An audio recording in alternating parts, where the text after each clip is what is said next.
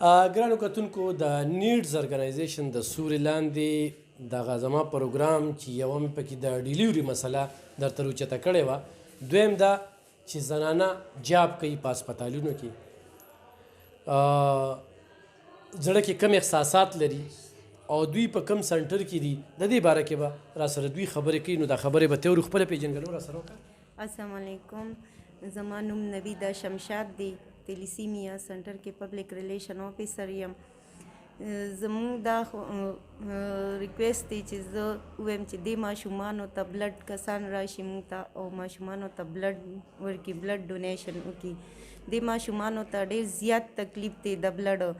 د دوی د پلارانو د دوی د موریانو نه چې څوک تپوس وکړي، د دوی د زړه نه یو خدای خبر دی.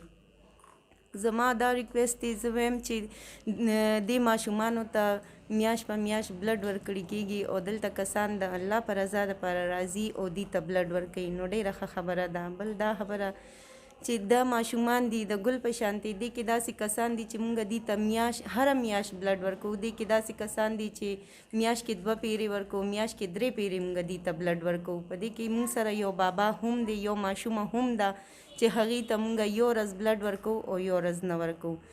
نو زما دې ټولو تنګي ته او ډسټرکټ 400 دا تخواست دی چې تاسو راشئ او موږ سره بلډ ډونیشن وکړئ. دا چې تیلیسیمیا د ماشوم به څنګه پته لګي؟ د تیلیسیمیا ماشوم داسې پته لګي چې د هغې وجود دردونه کوي، په هغې باندې تبه راځي. دې سره د مور او د پلار، د مور چې ماینري، د پلار ماینري، هغه بیا د ماشوم میجر شي. کزن میریج چې وشي، زیات تر تیلیسیمیا چې دی دا کزن میریج کې راځي. او زما دا خواست دی چې دې ماشومانو سره راشئ، امداد وکړئ. احتیاط پکار دی لکه رشتو کې چې دا رشتې کېږي؟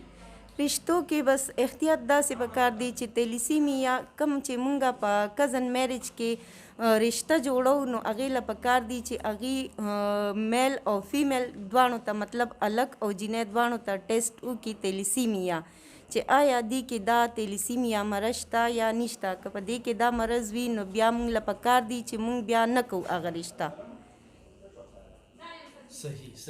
ښه ګرانو کتونکو، د نیډز ارګنایزیشن د سوري لاندې چې ما تاسو ته کومه مسله مخې ته راوړله هغه دا ده چې په رشته، یعنې رشته دار چې هغوی خپلو کې رشتې کوي، نو هغوی د تیلیسیمیا ټیسټ ضرور کوي، ځکه چې دا بیا معذورتیا هم پکې راځي که نه؟ او جی بالکل.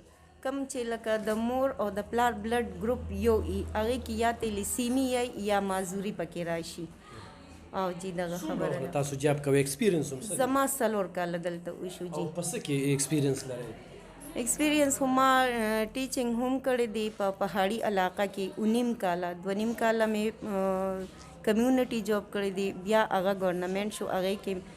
او اوس نن 4 کاله وشو چې دې کې زه د 2017 نه زه دلته راغلی یم او دې ځای کې زه جاب کوم. رنګ مریضان مو لیدل؟